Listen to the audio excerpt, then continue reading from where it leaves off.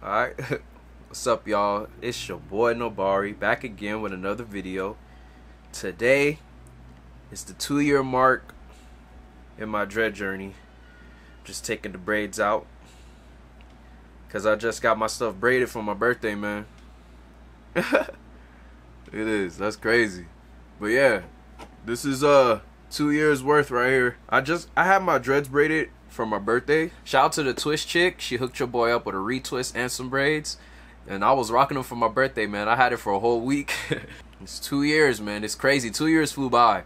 But if you guys got any recommendations on any products that I should use or anything like that, let me know down below. And that's the video, you guys. Don't forget to like, comment, and subscribe if you're new, and I'm gonna catch you guys next video.